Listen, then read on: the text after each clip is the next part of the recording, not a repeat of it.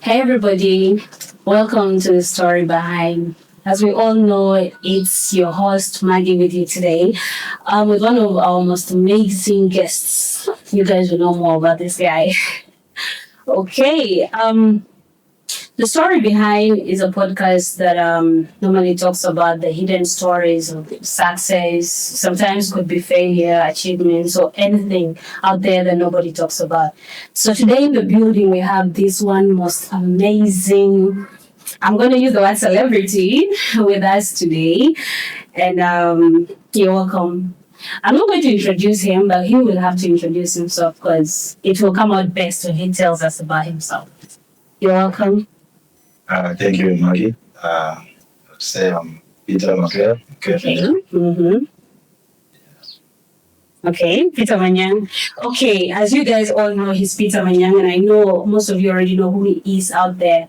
He's our captain for the national team football, South Sudan. So, CJ, you're best known as CJ. You're welcome to the studio today, and thank you for being with us here today. Okay, first and foremost, I won't actually waste time, but I'll go straight to what I'm so curious about. I think I've been meaning to ask this question the whole time. What's behind the name CJ? Because most footballers don't tend to use nicknames out there, but you're best known as CJ. So, what's really the story behind that name? Yeah, actually, so many people have asked me about this. Mm-hmm. I think I have never come open like on a video or a place like this on podcast. Okay. Yeah, sure. Something like this here. So I believe like a lot of people will get to know me today, but yeah, so many people don't really know about the nickname, but it's not this serious actually. CJ was a name given to me by my friends back in school Okay. in Kampala. Mm-hmm. Yeah, the name CJ came from a GTA game because I was good at it's just actually a fiction. Oh, okay. Yeah, All right. it's a fiction, just a character. It's not a real person. Okay, so you played a lot of games. I was very good at the GTA. I think I know where that name is from now. Yeah, Because yeah. Okay. So the guy who is a CJ. CJ is. That's huge. That's big though. So that's where I got the name. Okay. I didn't choose it. Okay. As long as you got the name and whatever place it's coming from. I mean, with what you've explained, it's actually from something. Because we all know guys out there love video games so much. Yeah, and they definitely know who CJ is. Yeah. So you all know what the name is. Okay, fine. Let's get to football. When did you begin your football journey? Like, where exactly? Yeah, I started it way back from the study. It was in back home in Trebet. Okay. Mm-hmm. Yeah, that's where we used to play like barefooted. Wow. Okay. Living in Trebet, at we went to Uganda. I studied in Armband. Mm-hmm. That was in 2006. Okay. Yeah, I started developing my football skills there. I was at one point started to play because of football. Wow. Yes. Sponsorship. Mm-hmm. Yes, after that, I stayed only a year in Rwanda and left Kampala. Okay. So I started also playing in Kampala. Mm-hmm. But it was okay. By that time, it wasn't a serious big deal for me. Always playing like to keep myself fit, exercise. I didn't know like one day maybe it could be my career or I was gonna go this far with it. And yeah, so that's how my football journey started. Yeah, it started way back from. Yeah. Okay. Okay. As you mentioned, you started playing barefooted. That was literally the beginning. So how was it like back then? Like, because it was so hard though. Like by any means, everybody. I mean, all the boys in the Hilla, let me say, would really find ways of playing football regardless. So how was it really like lacking all that, but still you focused on only football? Yeah, it wasn't easy to be honest because me like I have so many my childhood friends who didn't really cope with it because it was really difficult. Some of them actually didn't play up to their best. Some who were even actually better than me. They see Okay. because the conditions were not Yeah, favorable. But me, like from the beginning, since that time, the good thing is my mom, my dad, they really very supportive in terms of sport. They really supported me that time, and even when we did used to have the playing boots and even good balls, you know. Okay. Yeah, we were just trying to push ourselves. And the only thing that helped me actually, I think, is moving to Uganda. It's what made it. Okay, when you moved to our room. Yeah. Okay. I started getting up all these things. That's Okay. okay. So that's what kept me going. Okay. You've come a long way with football and stuff, and when you really knew that you're going to, you're ready to take football as a profession, because right now it's more like your profession. So, did you decide to first graduate, or you leave school, or maybe like decide to just do the both of them?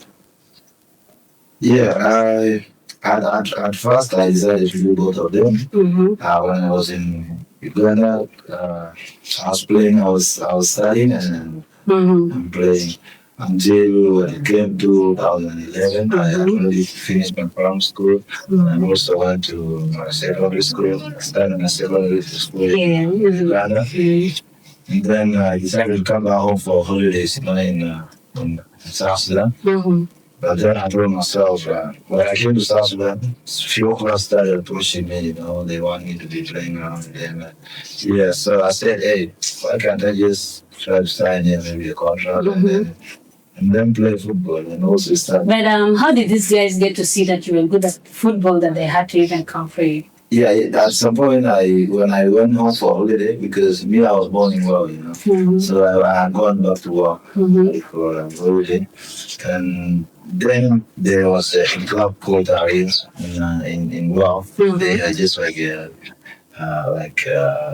some area team. They were in like television. Okay. They saw me and they liked me, and some of those guys who were in the administration were like our friends. So they told me, hey, you have the potential. Can you just play football and you can also study in Wow? Then when I see it from Kampala to Wow, it was not in my mind. But then I asked my mom. She told me, and also my dad. They told me, if you want, you can stay. If you want to go back, you can go back. So we were like, it wasn't me on who was studying. Me and my brothers and my sister, we were all in Kampala. But then I told them, hey, I decided not to go back. You guys gotta go back. So they said, hey, we gotta stay. They're gonna go back. So I said, okay, we can go. I started playing in Wow. I went to study in Wow too. Did my secondary school. Finished my secondary school. Signed in the third division. Brought the team to second division. Wow. Okay. Then the second division, I had so many offers. I had like almost 7 offers from Premier League teams and even some teams that were in second division. Yeah, but by that time I already had so many mentors around me, so they decided to tell me to join one of the teams that it was Al-Ghazal Football Club. They are now in the Premier League of Juba. Okay. Yes, so I signed for Al-Ghazal. The story changed when I signed for Al-Ghazal. We went to play in Egypt Confederation Cup, which was a huge one, and that was in 2015. 2016, we went again to play against Petrojet in Egypt. No, 2015, that was it, yes. 2016, we went to play Zesco, the same Zesco that I went to sign with now. I played against them in 2016. And from that time, I already knew that football now is going to be a big thing for me. Exactly. So I couldn't even think of going back. So you took hold of it. So I did my secondary school, finished in Wow, and then moved to Juba.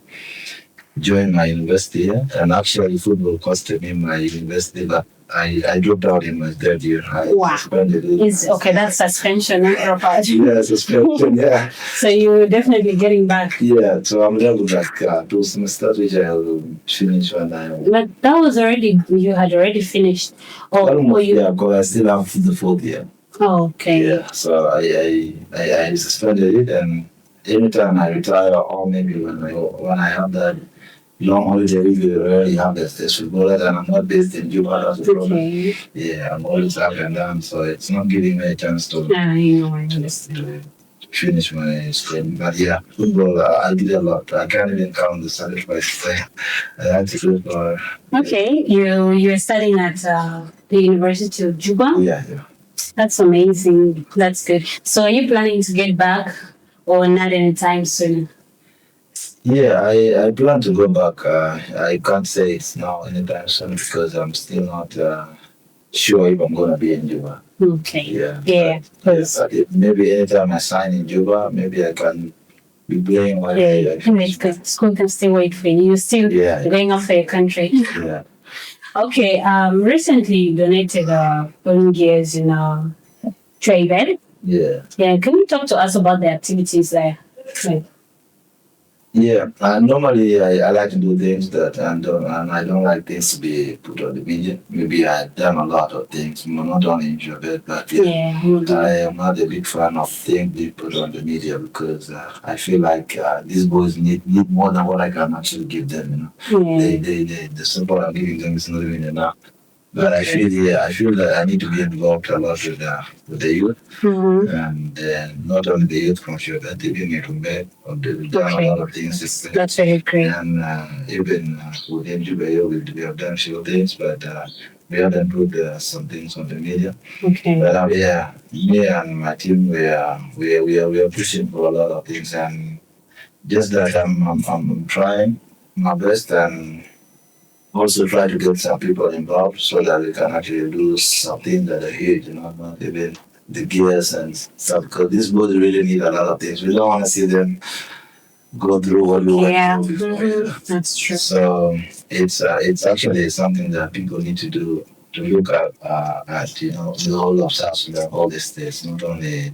Yeah, sure. Yeah. All right, that's really amazing, and I know.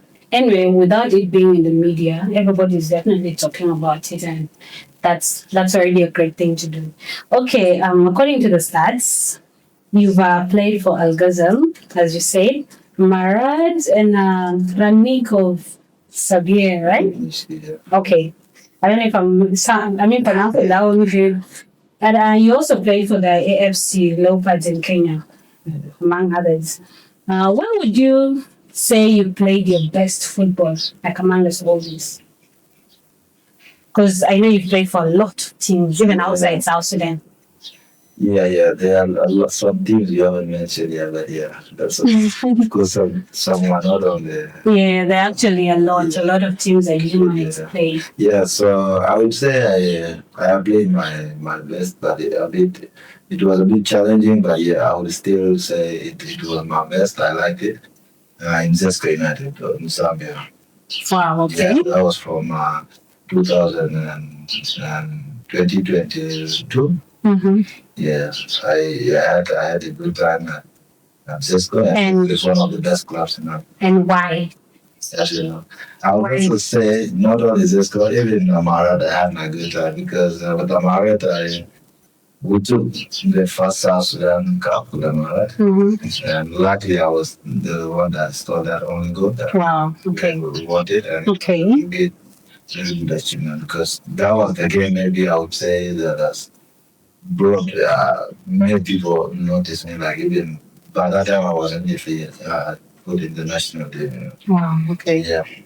But with Zesco, it was like a new experience for me because that was my first club outside the country. Okay. Yeah. In the beginning, the first 3 months, it was difficult for me because I was not used to staying in another country like professionally, knowing that. Because being a professional, it's not only even playing with your foot, it is more like play with your mind. Wow. But yeah, otherwise I have enjoyed most of it at Zesco, at Leopards, it's a really great experience for every people that want to have. That's good. And now, how does it feel playing here in Africa and playing outside Africa? What difference is there? We know it comes with challenges. Do you mean the challenges or the benefits? Let's talk about the benefits. Yeah, the benefits are there because if you are playing abroad, finances always you'll be okay. Infrastructure. Yeah. Well paid. Yeah, a lot of things come with that.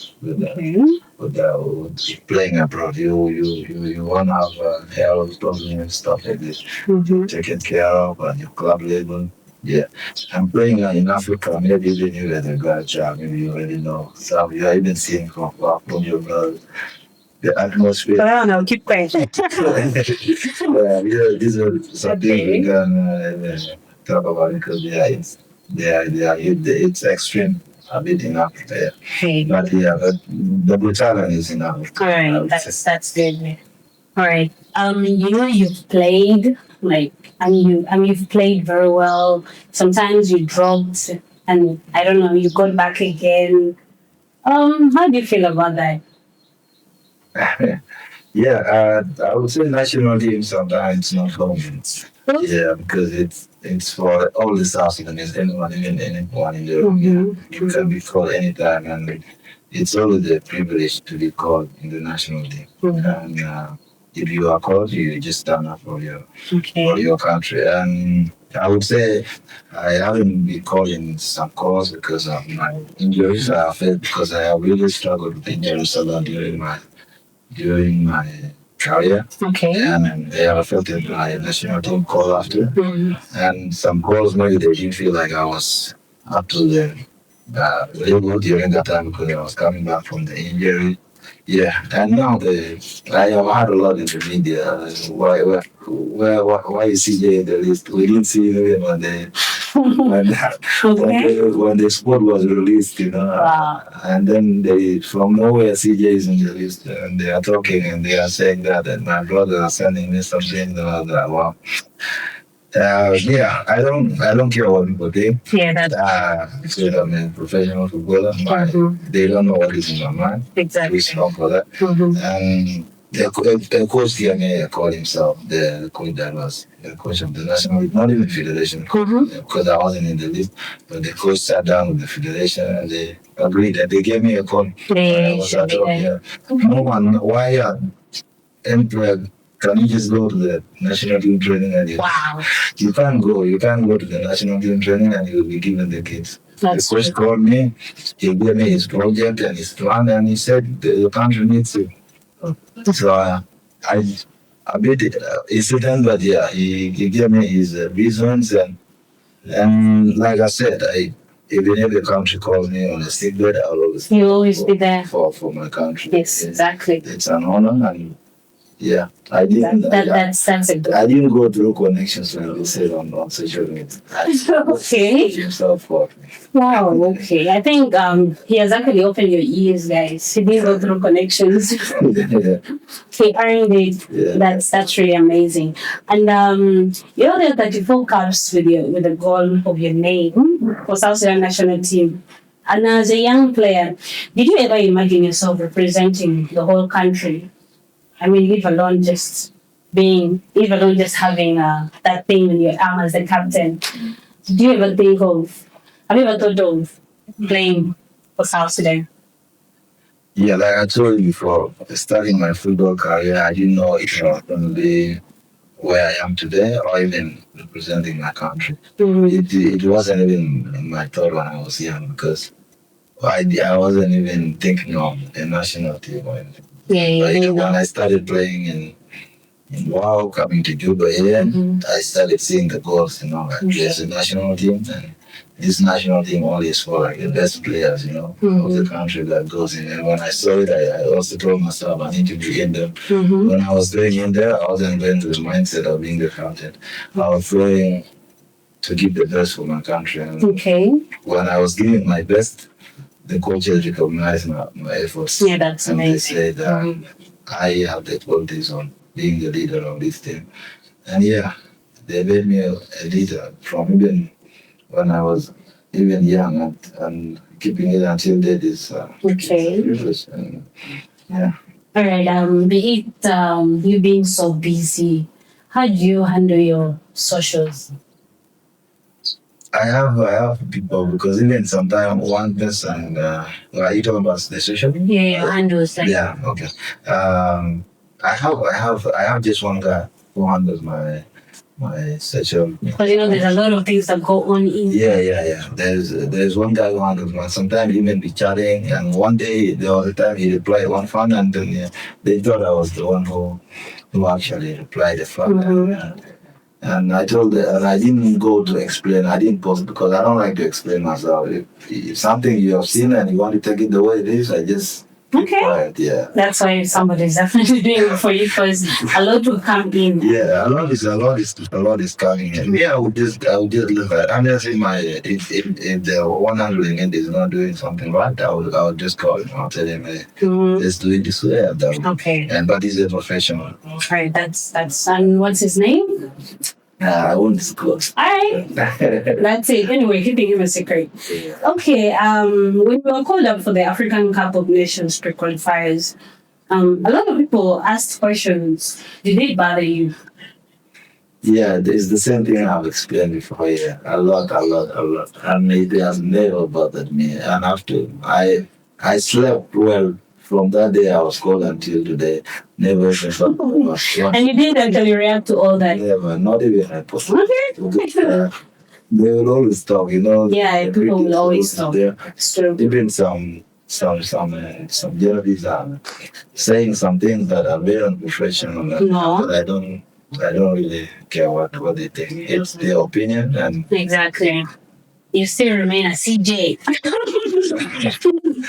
All right then. And it's along the period before the national window. So what are the footballing plans? Any club you are looking up to? Like, is there any club you're willing to sign up for? Yeah, this is also something that the whole country, they don't know, like my situation currently. I'm actually under a contract now as I'm here. But nobody knows. Not even some people in the federation, they don't know. Really? Yeah, but I'm under contract. I'm registered with the sporting club in Kuwait Division 1. Wow. Yeah. So I have a contract, and because of the situation that is going on now in the Middle East, it has complicated the process of my papers exactly. and everything. It's more like you're in pause, right? But I'm under contract here. Okay. When I left AFC Leopard, I signed my contract on 22nd of January. Okay. Yeah.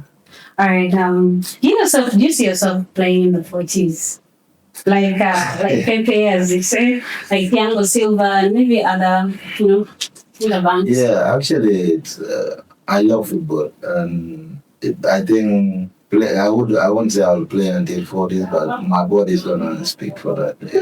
You have to give yourself fit. Yeah, if my body can go until there. Okay. But I don't plan on missing out. It's more like you keep yourself fit for it. Yeah, I need to be fit, and if my body is reacting well, yeah, sure. I'll just take it gradually. Okay. Yeah. That would actually be amazing. Anyway, tell us, tell the audience, your fans out there, what advice would you give all the young footballers out there? Yeah, at the young footballers, I would say the road is actually rampant. And I would say talent is not enough. It can only open the door for you. But to stay there, you need that, the mentality. You also need hard work, Yeah, sure. Because you need to stay focused. It's easy to get in there, but maintaining it is what really is hard. Okay. So you need to be open to change, You need to also work hard to be able to reach wherever you are. Right. Otherwise, they are lucky. They are lucky now, like they have almost everything now. It is not the current one. It's not like it's that. not like what we were going through now. Right. So I would just say let them stay disciplined in the way they do. They take care of their body in everything they are doing, and just try to go for their dreams. Okay, that's really great. CJ, thank you so much for being with us in the studio today, and for being out there for our viewers and stuff. Thank you, and welcome to the story behind. Thank you so much. Hey guys, we're finally done with the episode with CJ. Thank you so much for watching. Make sure you like, comment, subscribe, and follow. Let me also appreciate my loyal fans that have been exactly. Hi guys. Yeah. CJ says hi and thanks for listening. Bye. It's your host, Maggie.